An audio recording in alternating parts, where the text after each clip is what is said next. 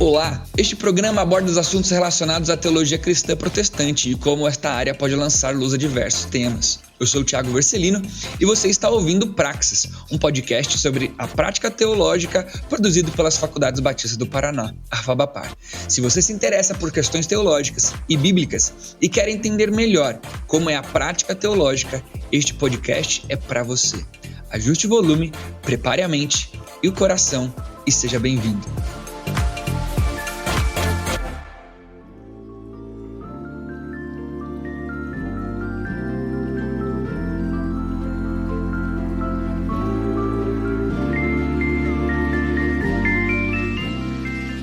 Fala galera, sejam muito bem-vindos a mais um Praxis. Que bom, muito bom mesmo ter você aqui com a gente, ouvindo mais um episódio e nos dá o privilégio de tê-lo conosco aí, partilhando de uma boa teologia, de um ambiente descontraído, onde a gente pode crescer, se desenvolver pessoalmente, ministerialmente, espiritualmente. Que legal ter você com a gente. Se tem sido relevante para você, o Praxis não deixa de compartilhar com cada vez mais pessoas e também de ativar aí as notificações da plataforma que você está ouvindo, para que você nunca perca nenhum episódio que é lançado sempre semanalmente e fique por dentro de tudo aquilo que é importante para a sua vida aí ministerialmente, tá bom? Para nossa conversa de hoje, eu sou o Thiago Vercelino, professor aqui na FABAPAR, e tenho caminhado com você no podcast, e junto conosco tá o professor Helder, professor, pastor, enfim, eu nunca fico colocando esses adjetivos, mas daí Helder junto com a gente, e ele vai, para você que tá ouvindo aí pela primeira vez, embora o Helder apareça aí recorrentemente nos nossos episódios, ele vai se apresentar um pouquinho, e daí a gente vai entender um pouquinho a temática do nosso bate-papo de hoje. Joia, Thiago. Obrigado aí também, pessoal da FABAPAR, de novo participando do Praxis. Valeu pela amizade, né? E poder cooperar com vocês nesse projeto. Eu sou Helder Cardim, eu sou chanceler das Escolas Teológicas da Palavra da Vida Brasil e também professor aqui no Seminário Bíblico Palavra da Vida e também pastor na Primeira Igreja Batista de Araras.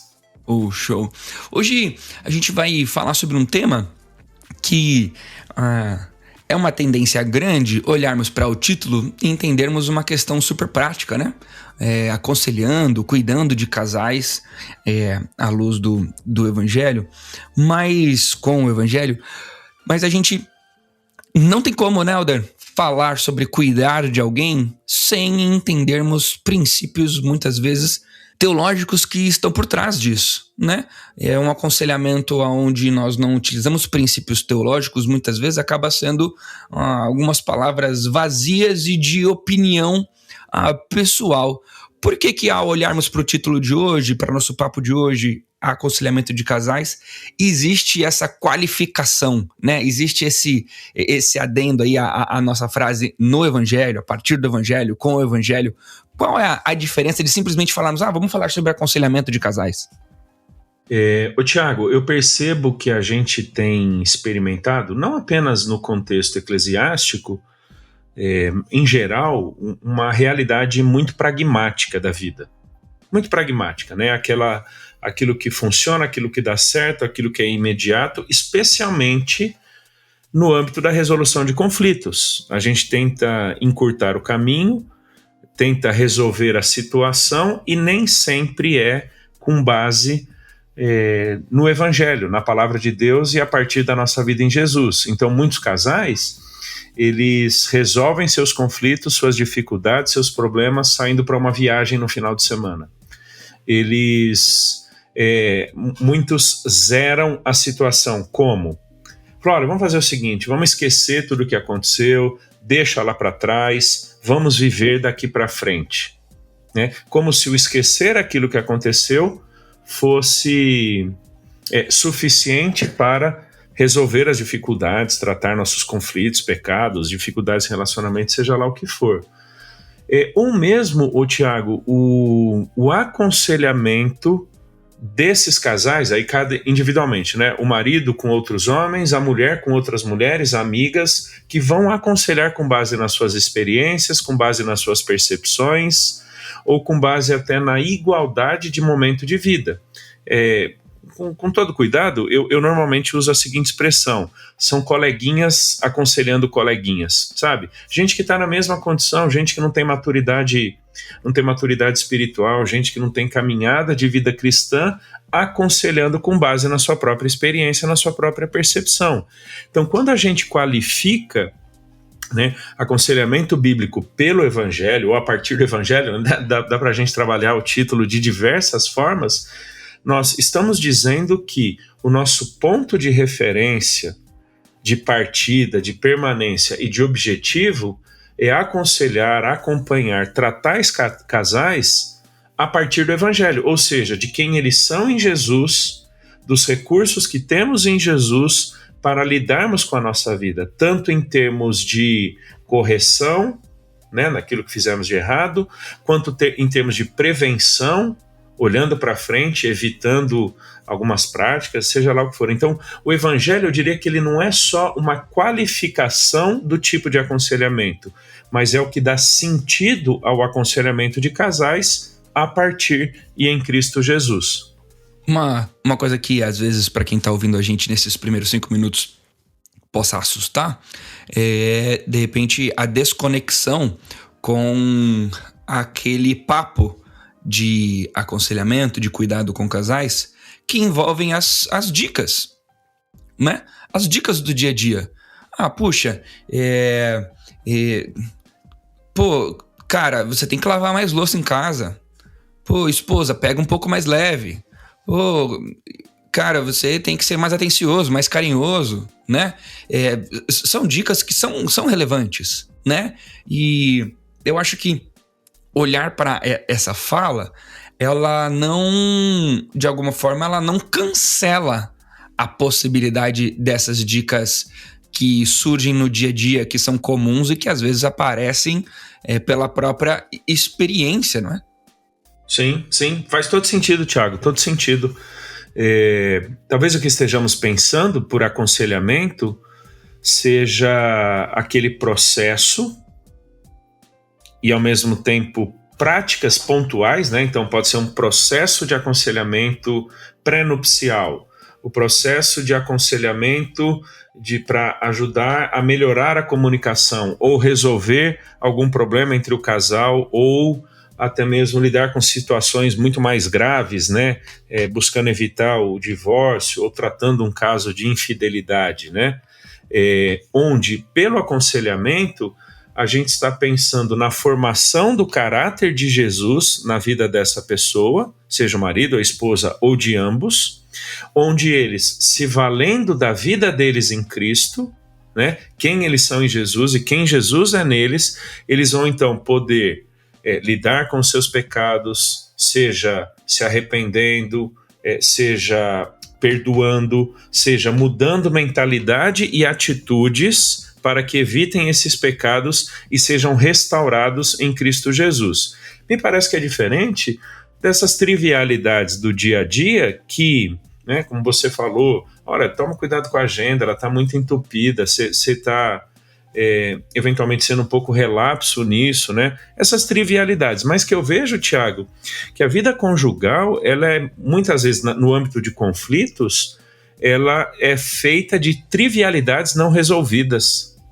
É interessante, né? Poucas são as circunstâncias mais drásticas na vida conjugal que fazem com que um casamento se desmorone, perca o sentido, né? Eu sou casado desde 1999, né? Já aí, agora 2022, 23 anos. Trabalhamos com casais na igreja que eu atualmente auxilio no pastoreio. Mais do que eu tenho de idade, né? Você tem de casamento. Pouco provável, rapaz. Pouco provável.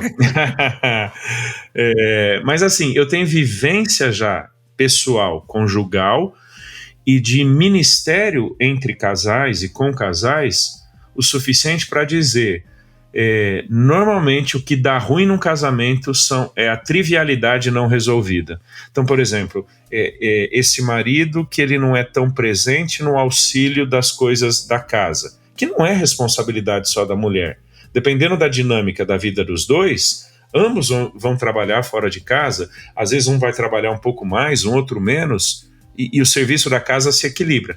Mas quando o indivíduo ele é relapso, quando a pessoa ela é indiferente, não é simplesmente que ela não lava uma louça, é que essa pessoa ela não é preocupada com a dinâmica da casa.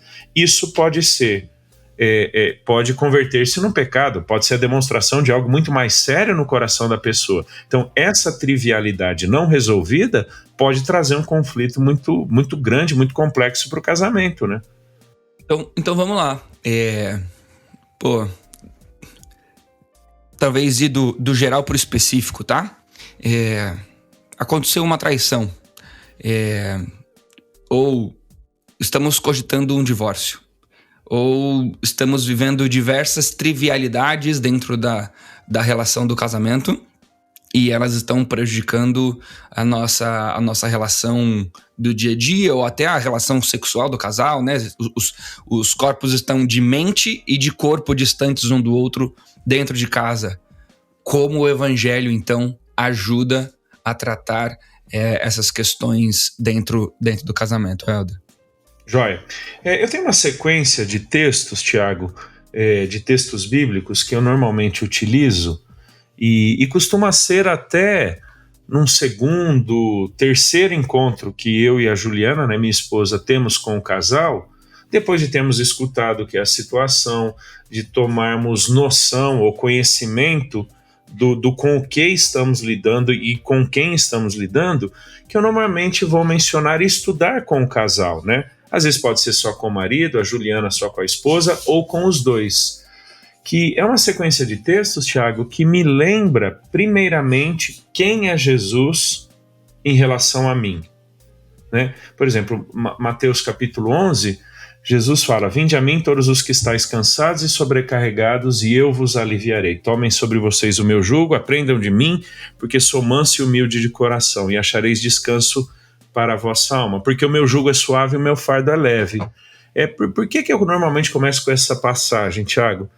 Porque normalmente quando casais chegam nesse estágio de um adultério, um quase divórcio, essas muitas trivialidades não resolvidas, e já lidamos com muitas situações, e imagino que vários pastores com isso, você também e Andriele já devem ter lidado com outros casais, situações que explodem 10 anos depois, 5 anos depois, 6 meses depois.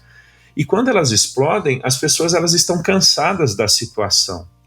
E dependendo da incidência ou recorrência do pecado, seja lá o que for, elas estão desmotivadas, desanimadas ou desinteressadas num processo de restauração. Mas aí eu vou lembrar que realmente elas por elas mesmas estão sobrecarregadas das circunstâncias pecaminosas, erradas, conflituosas que as trouxeram até aquele ponto. Mas elas podem encontrar descanso em Jesus. A morte de Cristo na cruz não é simplesmente para garantir uma redenção eterna, a vida eterna com Deus nos céus, senão também um novo significado de vida no presente. Né? A percepção de uma vida pessoal, conjugal, relacional, de intimidade, seja lá o que for, a partir da obra de Cristo. Então, me lembrar que... Efésios 10, 1:10 vai dizer, de fazer convergir todas as coisas. Isso, em Cristo perfeito. Jesus. Não só o Perfeito. céu, né? Não só o fim. Isso. Né? E Paulo vai dizer em Colossenses 1 que nele tudo subsiste. Ou seja, todas as coisas ganham seu sentido e propósito em Jesus. Então, é muito natural, Tiago, e todos nós passamos por isso, independente de quanto tempo de casados, né? Podemos lidar com situações mais drásticas, dramáticas ou complicadas como um adultério, um divórcio, mas essas coisas do dia a dia, né? Todos nós enfrentamos essas várias situações na nossa vida, na nossa história de casamento. Mas nós temos que nos lembrar que a obra de Cristo é quem vai dar sentido, significado, propósito, condições de termos um casamento, porque até o nosso casamento subsiste em Jesus. Né? Então, a morte de Cristo, a obra dele na cruz, não é simplesmente para nos garantir o céu, senão também mudar a nossa perspectiva na vida presente. E aí poderia ser do trabalho ao casamento, de como eu uso as minhas finanças e de como eu expresso a minha sexualidade, pouco importa a área, o âmbito, a expressão, tudo isso subsiste em Jesus. Mas eu percebo, Tiago, que no contexto do aconselhamento de casais, quando um casal chega para o aconselhamento, especialmente o homem, que costuma ser bem mais fechado, bem mais indisposto para o aconselhamento, quando eles chegam para o aconselhamento, cara, eles estão arrebentados, eles estão desmotivados, eles vêm normalmente para comunicar algo. E aí eu tenho que dizer, não, peraí. Talvez vocês tenham deixado de lado quem é Jesus e o que Jesus fez por vocês. E o que vocês podem ter em Cristo desse descanso, esse refúgio, esse jugo suave. E Ele é o maior interessado não apenas na eternidade de vocês com Deus, senão também na restauração do casamento de vocês no tempo. É comum quando a gente faz muitas conceituações na hora de cuidar de alguém, né? O Cristo no centro do Evangelho vir uma fala no seguinte sentido: mas daí parece que a coisa fica sem objetivo, porque todas as respostas parecem olhe para Jesus. Tudo bem, olhe para Jesus, mas meu casamento tá indo embora. Olhe para Jesus, mas minha esposa me abandonou. Olhe para Jesus, mas meu marido tá entregue em práticas sexuais ilícitas longe do meu casamento. E eu tô olhando para Jesus, mas e daí? Eu tô olhando para Jesus, mas não tá acontecendo nada. O Evangelho, quando ele é uma resposta, ele gira em torno simplesmente dessa conceituação do olhar para Cristo e entender que a vida tem um significado além do que você está vivendo, ou ele também vai para as questões do dia a dia, né? Perdoe, vai para lá, vem para cá, corre ali, vem aqui. Legal. Tiago, você falou isso, eu me lembrei de muitas outras frases que a gente retira da Bíblia e usa no nosso coloquial evangélico, parece que como amuletos, frases de efeito, né? Jargões evangélicos, tipo, olhe para Jesus, faça tudo para a glória de Deus, não confie em si mesmo, confie no Senhor, né? Não ande ansioso. São todas verdades bíblicas, mas que elas precisam ser entendidas e explicadas. Caso contrário, não passarão de frases de efeito que eu posso repeti-las 600 vezes e elas em si não vão causar nada. Vão virar a frasezinha do biscoito da sorte, né? Exatamente. É uma frase bonita que talvez de imediato ali me conforte, me console, mas a pergunta é, o que eu faço com isso? E aí eu chego no texto de Efésios 1, vamos talvez mais mencionar os textos do que propriamente lê-los. Efésios 1, quando Paulo, depois de ter falado sobre a obra de Cristo em nosso favor, ele vai falar sobre o Espírito Santo em nós. E ele fala, depois que vocês ouviram a palavra da verdade, o evangelho da vossa salvação. Né? O evangelho é Cristo, que é o caminho, a verdade e a vida.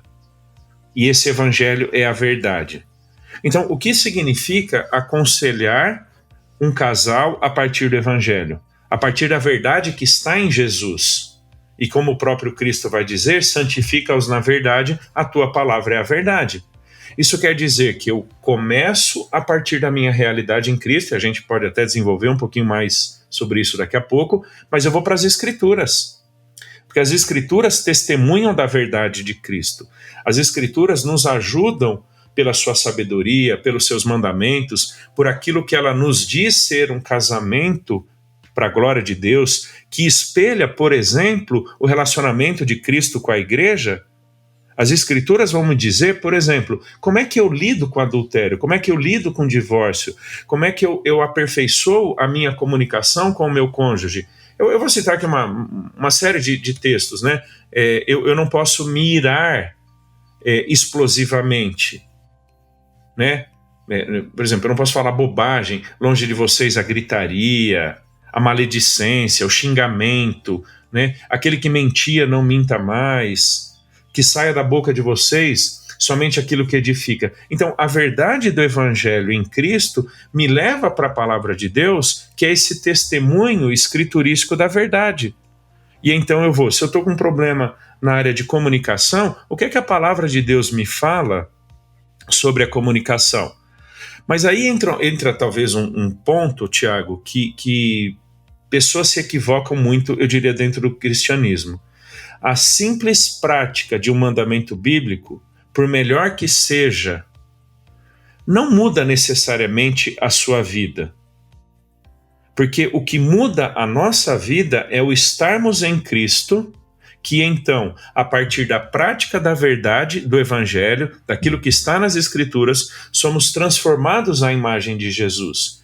Então eu tenho que me lembrar que não é simplesmente não mentir, mas falar a verdade, porque eu estou comprometido com a verdade de Deus. Não é simplesmente lavar louça, mas é entender que a verdade do Evangelho me diz que eu e a minha esposa vivemos uma estreitíssima relação de intimidade, de amizade, de cumplicidade, de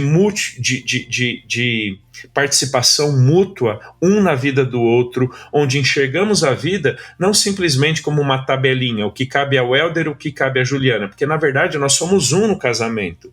Então quando eu ajudo a minha esposa, ou ela me ajuda no contexto da casa, ou seja lá onde for, a gente faz isso não só porque a Bíblia mandou viver a vida comum do lar, mas porque nós nos entendemos como uma unidade diante de Deus. Né? Então, é essa verdade da nossa unidade, né? E Deus os tornou uma só carne, né? Assim como Cristo deu a vida pela igreja, eu tenho que me sacrificar, não em termos redentores, obviamente, pela minha esposa, assim como a igreja ama a Cristo Jesus, a minha esposa tem que me amar, e por aí vai. Mas a gente não faz isso simplesmente como mandamento, do ponto de vista pragmático, mas por quem somos em Jesus e quem Ele é em nós.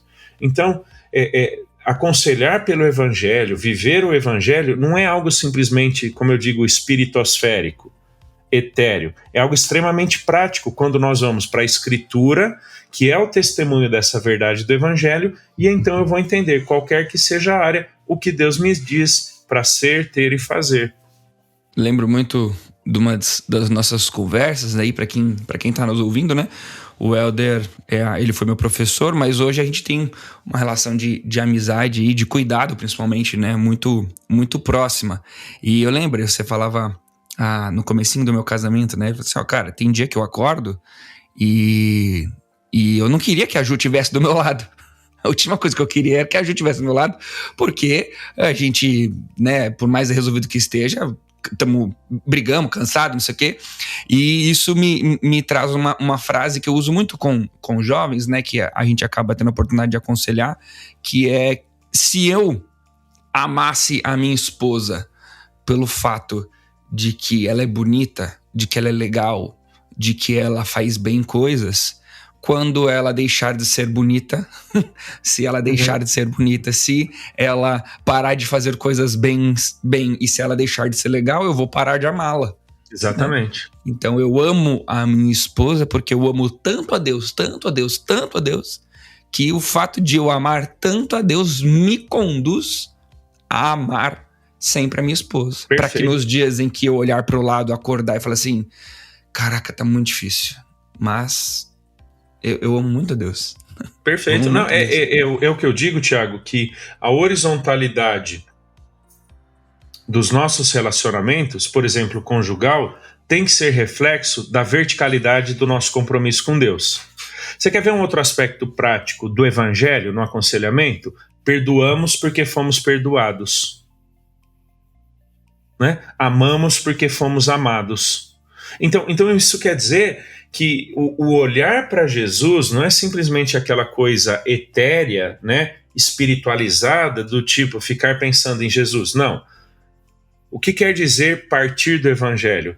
Eu olho para quem Cristo é e o que Ele fez por mim. E eu agora tenho o desafio de expressar à minha esposa quem Jesus é em mim e o que Ele fez por mim. Olha que interessante, Thiago. Eu sei que você gosta muito desse texto, né, de João 15, né? E João 15, Jesus fala que os ramos frutificam, né, da videira. Quem é a videira? Jesus fala, né? Eu sou a videira. Vocês são os ramos. Nós frutificamos, Tiago, de uma videira que não somos nós, mas que é Jesus. Então, quando eu perdoo minha esposa, Jesus está frutificando em mim. Quando eu falo a verdade para minha esposa, Jesus está frutificando em mim. Quando eu sou suporte para minha esposa, Jesus está frutificando em mim. Quando eu me iro com a minha esposa e falo bobagem e eu peço perdão para ela e a minha esposa me perdoa, Jesus está frutificando por meio dela na minha vida. Então, isso é viver o evangelho na vida conjugal. Não é simplesmente ficar pensando espiritosfericamente em Jesus, mas é entender quem ele é e o que ele fez por mim. E então agora eu horizontalmente, né, naquela dinâmica da vida conjugal, vou demonstrar para a Juliana o que Jesus demonstrou e fez por mim. É muito legal essa relação do que vivermos o que já temos como exemplo de que foi dado a nós, né? Como que eu amo melhor ou com mais eficiência a minha esposa? Bom, olha para como Cristo já te amou, né? Como que eu, né, usando os exemplos que você perdoou, que você mesmo disse, né? Puxa, é tão difícil perdoar. Imagine como foi difícil para Cristo perdoar você lá na cruz, né? Quando ainda éramos pecadores, né? Romanos fala. A gente não era bonzinho e limpinho, né? Então, se a gente for gastar aqui individualmente tempo com cada face dessa fala, né? A gente poderia gravar 800 podcasts, mas a gente encontraria esse exemplo bíblico do como fazer a partir do exemplo de como Cristo fez, né? Como que eu vou ser manso e humilde? É simples. Como Jesus foi com a gente. Como ele foi com a gente. E é interessante nisso que você falou, Tiago. Você diz, a gente não perdoa porque seja fácil. A gente não perdoa porque algo não aconteceu contra a gente. A gente perdoa porque nós fomos perdoados por Deus em Cristo Jesus. Nós não evitamos falar bobagem, nós não evitamos gritar, nós não evitamos falar aquelas coisas que machucam, não porque não tenhamos motivo para agredir a outra pessoa, vamos pensar do ponto de vista humano, mas porque se eu fizer isso, de alguma forma eu estou desrespeitando a pessoa com quem eu assumi um compromisso diante de Deus. Ela que também é a imagem e semelhança de Deus e que reflete na sua vida a obra de Cristo, né? Eu acho interessante, Tiago, por exemplo, Gênesis 39, quando José, né, tem toda a oportunidade de pecar ali com a esposa de Potifar, e ele diz, como cometeria eu tamanho pecado contra Deus? Eu tenho que me lembrar constantemente isso, que quando eu evito pecado contra a minha esposa, eu estou, antes de tudo, evitando pecado contra Deus. Então, aquilo que eu vivo horizontalmente é reflexo daquilo que eu tenho, experimento e sou comprometido verticalmente, né? E isso tanto no sentido do evitar o pecado, quanto do fazer o que é bom e certo. Então, o Evangelho molda as nossas mentes de tal forma a enxergarmos ou passarmos a enxergar nosso casamento como uma expressão microcósmica do nosso relacionamento com Deus. Tanto é que o casamento ilustra o relacionamento de Cristo com a igreja, né? Eu tenho a oportunidade de perdoar a minha esposa, não porque eu tenho garantias de que ela não vá mais pecar contra mim, mas eu tenho o compromisso de perdoar a minha esposa, porque inclusive eu constantemente recorro a Jesus para que ele perdoe os meus pecados, né? Então essa para mim é a dinâmica do partir do Evangelho, permanecer no Evangelho e objetivar o Evangelho. Eu me lembro quem é Jesus, o que ele fez por mim, seja na área da comunicação, na área do perdão, na área da ira, na área do compromisso da minha agenda com a minha esposa, e penso, como é que eu tenho agora a oportunidade de demonstrar para Juliana aquilo que eu já experimento de Jesus? Quem está ouvindo pode olhar para essa conversa e quando a gente tem alguma vivência com algum certo tema, a gente acaba sendo bem persuasivo nele. Então, isso é uma realidade para você, por isso que a gente está conversando sobre esse tema, né? E eu acabo tendo essa experiência junto, pela amizade, inclusive. Então, a gente acaba sendo bem veemente nos argumentos de como o evangelho soluciona problemas de casais. Mas há quem possa ter vivido essa experiência e possa dizer o seguinte: olha, mas não deu certo, né? Porque senão, no nosso papo aqui, a gente deixaria a seguinte mensagem: uau, então todos os problemas de relacionamento conjugal que existem no planeta é só ligar pro Elder, porque através do evangelho ele tem a resposta e sempre vai dar certo, vai ser sempre solucionado. A tendência é de que quando a gente coloca o evangelho como parte da solução e acaba não sendo solucionado, ou aparentemente acaba não sendo solucionado, a gente faça um questionamento. Pô, o evangelho não deu certo, né? A minha pergunta é, o evangelho então falhou? Ele falha? Como que a gente trabalha a mente, né? Ou alguém que está ouvindo a gente aqui e possa até dizer, talvez não tenha uma caminhada de aconselhamento, de cuidado, mas ela pode até dizer: olha, eu sou crente, Helder. Eu sou temente a Deus, fazia meu devocional, orava todos os dias, mas não deu certo. Meu casamento acabou, minha vida se foi, meu marido me abandonou, eu tive que abandonar o meu marido, né? Minha esposa foi embora, ou era impossível continuar perto da minha esposa, né? Como lidar com um coração desse, né? Que talvez cogite até a possibilidade do evangelho ter falhado com ela. Joia. Acho que você colocou bem aí na ideia, né? Existem circunstâncias que parecem ser e muitas vezes se demonstram insolúveis, né? Por exemplo, um marido ou esposa, qualquer que seja, abandonou, sumiu mesmo. Já lidamos com isso. Cara, da noite pro dia, Tiago, da noite pro dia. A esposa simplesmente abandonou e sumiu de casa e nunca mais voltou. O cara não sabe o paradeiro da esposa. Entendeu? Isso foi num determinado momento. Já havia um processo de aconselhamento anterior.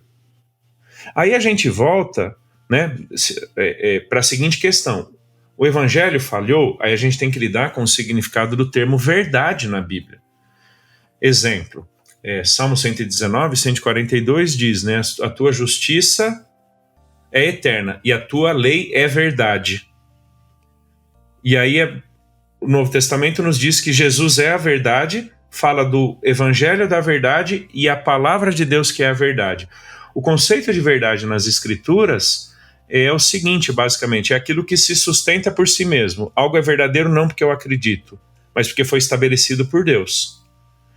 Uma eventual experiência negativa que eu tenha com alguma verdade bíblica não faz com que essa verdade seja invalidada, mas que talvez eu não tenha praticado-a, experimentado-a do jeito que eu deveria.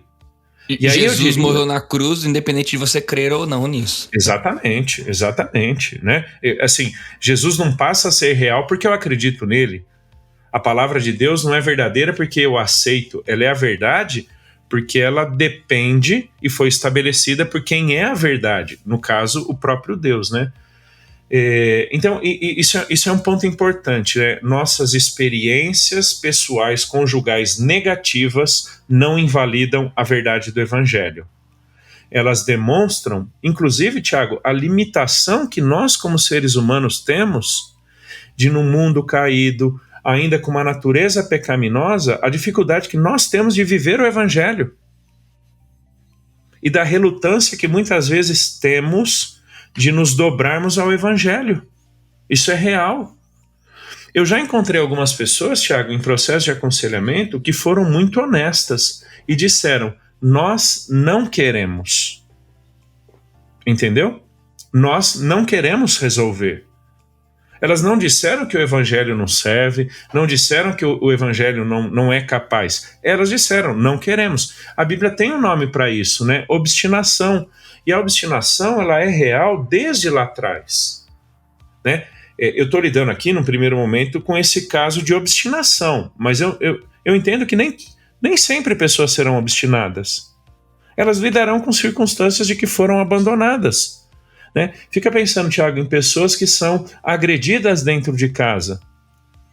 A dignidade de Deus na vida dessa pessoa, expresso na imagem e semelhança, está sendo ferida. Não é uma questão de, muitas vezes, embora possa ser um tema controverso, vem cá, vamos sentar e melhorar a situação. Às vezes é um caso da pessoa ter que sair de casa, e ela vai sair de casa, e eu vou dizer, saia de casa. Não quer dizer que o evangelho não sirva, não quer dizer que o evangelho não possa restaurar, mas na circunstância em que ela se encontra, aquela pessoa, aquele casal, existem tantos outros conceitos, verdades que estão sendo feridas, que o melhor é, naquele momento, aquela separação. Eu não estou dizendo que Deus legitima a separação, mas existem circunstâncias de perigo, de risco de morte, de indignidade, de abuso, que tantas coisas ficaram pelo caminho, que não vai ser uma tentativa de resolução pontual ali, que vai pôr um ponto final na circunstância. Isso não quer dizer que a verdade de Deus tenha falhado, mas quer dizer que tem gente obstinada o suficiente para fazer pouco caso ou nenhum caso do evangelho. Mas o evangelho não deixou de ser verdadeiro, né? Então, a Bíblia é muito clara em nos dizer que existem muitas circunstâncias de obstinação que, a despeito da verdade de Deus ser inequívoca, pessoas não se dobram a ela. Mas existe também, Tiago, circunstâncias que eu quero usar aqui a palavra incompetência, mas no seguinte aspecto. Existem circunstâncias em que pessoas foram incompetentes. O que eu quero dizer incompetentes? Nós não fizemos do jeito certo. Nós não levamos a sério o processo. A gente não é, sabe, não são pessoas obstinadas, devassas, promíscuas, depravadas, agressivas, abusadoras. Mas são pessoas que não levaram a sério, não foram dedicadas. Isso a gente encontra, Tiago. Eu em processos de aconselhamento, eu estabeleço logo no primeiro contato. Olha, esse é o elder funciona assim, o elder conduz os processos assim, eu normalmente dou uma série de atividades que elas precisam ser feitas, porque assim, o elder não é um guru espiritual que ao longo dessa meia hora ou uma hora vai resolver teus problemas, não, é a caminhada de vocês com Jesus, o estudo da Bíblia, as conversas entre vocês, é esse o que acontece entre os próximos 7 ou 10 dias, né? Eu aqui vou ajudar vocês a discernirem algumas coisas biblicamente, mas o dia a dia vai ser com vocês. Mas, no entanto, na medida em que vocês se tornarem relapsos na prática disso, forem indiferentes, deixarem de praticar, vocês estão dizendo que vocês não estão dispostos, que vocês não querem. Não é um obstinado depravado, viu, Tiago? Abusador, agressivo. É o que não está levando a sério o processo, é o que eu chamo de incompetente. Ele não quer se valer dos recursos que tem em Cristo, do tempo que estamos investindo, empregando para ele ajudá-lo, né? Eles resolverem a situação. Eles não querem. Não quer dizer que o evangelho não funcionou, quer dizer que eles não tiveram disposição em tratar, né? Isso acontece muito, viu, Tiago? Infelizmente, já abandonei vários processos de aconselhamento, não porque eu tenha abandonado, mas porque o casal abandonou antes. Eu simplesmente vou dizer, olha, a gente está perdendo tempo, tá? Vocês não estão afim, vocês não querem. Eu não posso achar que vocês estão dispostos quando a prática, a mentalidade, a conversa de vocês demonstra que vocês não estão afim. Não quer dizer que o evangelho não tenha valor ou não seja verdadeiro. Quer dizer que pessoas não estão dispostas a praticá-lo. Esse aconselhamento, esse cuidado com o casal, a partir do evangelho, eu gosto de pensar que é como se fosse uma musculatura, um treino de academia, né? Em algum momento, exercícios que eram difíceis passam a ser fáceis porque o teu músculo, ele de tanto se exercitar, ele se torna habilidoso para aquele tipo de exercício. Aconselhar baseado no evangelho, né, principalmente casais, para muitos pode ser um exercício de músculo enrijecido, né? Uau! Para mim, sempre, a vida inteira foi alguém traz um problema de casal e eu já logo respondo com: olha, mas não é melhor você fazer assim? Não é melhor você fazer assim? Por quê? Porque eu tô acostumado a aconselhar baseado nas práticas do dia a dia. Olha, claro pra mim que é só ele parar de se irar menos, é só ela parar de se irar menos e vamos ali nas dicas do dia a dia, como a gente falou lá no começo. E cogitar viver uma vida de aconselhamento baseado no evangelho se transforma talvez numa atitude longe da realidade, né? Uau, quanto tempo eu vou ter que fazer esse exercício para viver isso, né? Vou fazer um chute aqui, tá, Helder?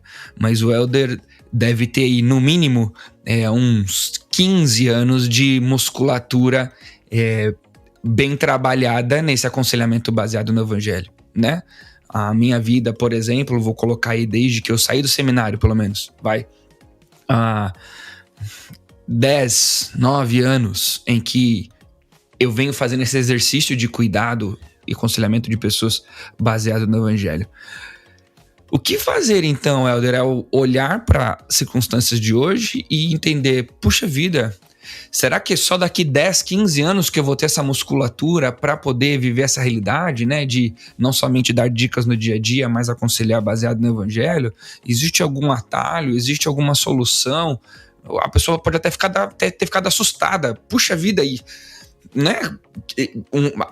Pousou um elefante em cima do meu colo, o que eu faço com ele? Tiago, antes de responder propriamente a sua questão aí, deixa eu fazer 2 observações. Primeira, é a consciência disso que você falou que ajuda conselheiros a serem mais pacientes do que talvez gostariam.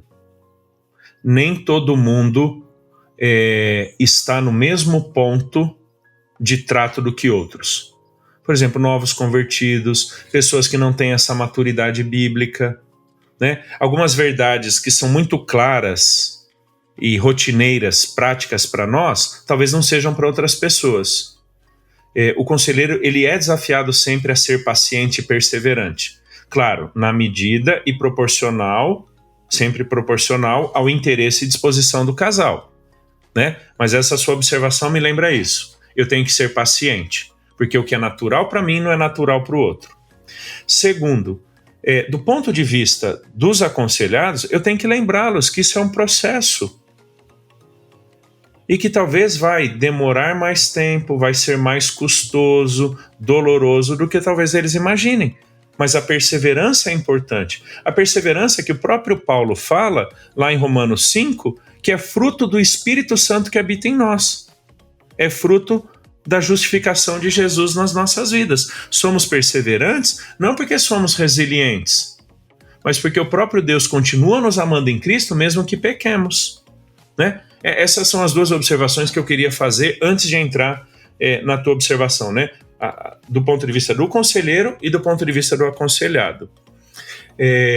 Tiago, 2 textos que me ajudam bastante nisso são os de Efésios 1, o de Colossenses 3, ou também Efésios 4, os textos são paralelos, né? O texto que fala em Efésios 1, que eu já li, já mencionei, a verdade do Evangelho e do Espírito que habita em nós. Tiago, o maior interessado na restauração do nosso casamento é Deus. O maior interessado na vivência da vida cristã, pessoal e conjugal é Deus, de tal forma que Ele nos deu o Espírito. Né? Eu não tenho condições e recursos em mim mesmo para responder ao Evangelho, viver o Evangelho. Demonstração disso é que Deus me deu o Espírito. Né? Por isso que então Gálatas 5, Paulo vai falar do frutificar no Espírito. Efésios 5 vai dizer encher-se do Espírito. E isso dá a ideia, Tiago, de que é alguma coisa progressiva e prolongada. Eu já não sou mais quem eu fui um dia antes de Cristo, mas eu também ainda não sou quem um dia eu vou ser plenamente em Jesus. A gente está num processo. Entender que estamos num processo nos ajuda até a pegar leve com algumas coisas, viu, Tiago? Eu percebo que casais a quem aconselhamos, num primeiro momento, quando se tornam conscientes do pecado, acham que nunca mais praticarão aquilo a partir da semana seguinte. Não, a gente ainda é pecador, a gente ainda está lutando com uma série de coisas, mas temos o Espírito que nos ajuda. E o segundo texto é o de Efésios 4 ou Colossenses 3, né, são paralelos, que dá aquele esqueminha para a gente, né, despojar, renovar e revestir. Quando eu identifico algo que está em desacordo com o Evangelho, eu tenho que me despojar. E a linguagem ali de Efésios 4, 22 em diante é do vestuário. Né? Eu estou com uma roupa suja, rasgada, estragada, que não tem nada a ver com a minha vida em Jesus. Eu tenho que tirá-la.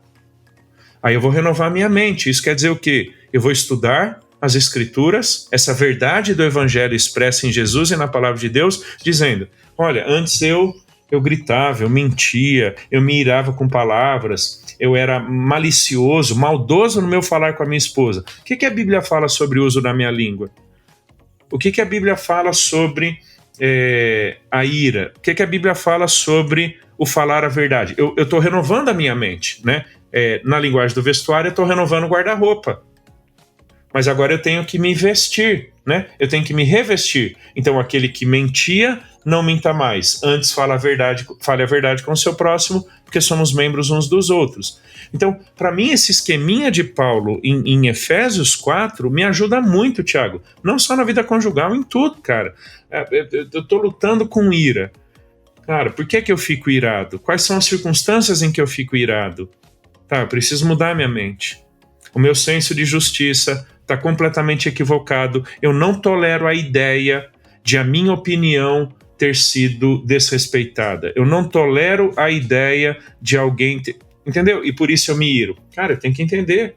Eu estou num diálogo, eu não estou num monólogo. Eu gosto muito de pensar no DRR, que na palavrinha, no primeiro R, na palavrinha do meio, eu gosto de brincar que é comprar a roupa nova. Então, quando você vai atrás da roupa nova, você tem que comprar a roupa nova. Por quê?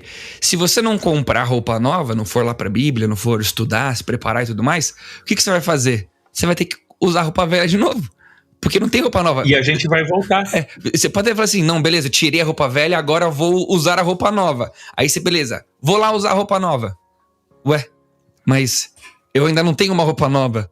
Puxa, agora eu preciso sair de casa. Não, então peraí, deixa eu pôr a velha rapidinho, de novo. Daqui a pouco...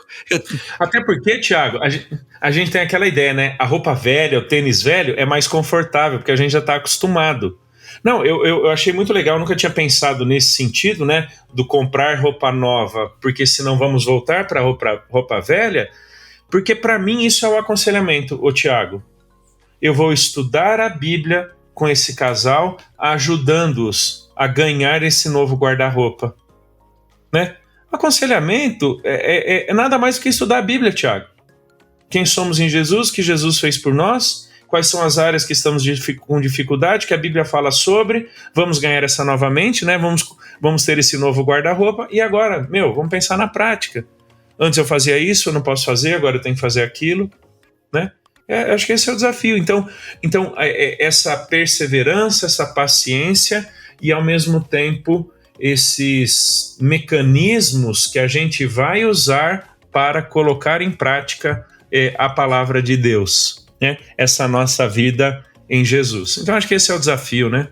Isso é bem prático, né, Tiago? Leva tempo, dá trabalho, é demorado, né? Às vezes custa mais alto do que a gente está disposto a pagar, mas o fim é sempre proveitoso, porque será Jesus formado em nós, as vestes de Cristo sendo demonstradas no nosso casamento, vida, seja lá o que for. Boa. Éder, muito obrigado, hein? Que legal, mais uma vez, mais um papo muito bom. Deus abençoe. E é isso aí. Legal. Falta agora você escrever um livro sobre aconselhamento de casais. Rapaz, inicialmente eu não tenho a pretensão, não. Mas eu confesso, eu acho que um sobre aconselhamento de noivos eu gostaria. Porque é algo que eu e a Juliana fazemos muito, mas muito mesmo. Na igreja, até com amigos, né? A gente gosta demais. Ajudar esse casal de noivos que vai entrar no casamento a entender os desafios, as dificuldades, as circunstâncias, mas como elas podem encontrar em Jesus os recursos e condições para viverem esse casamento para a glória de Deus, né? Talvez sobre isso eu escreva um dia. Galera, esse foi mais um Praxis. Um abraço e até o próximo episódio. Valeu!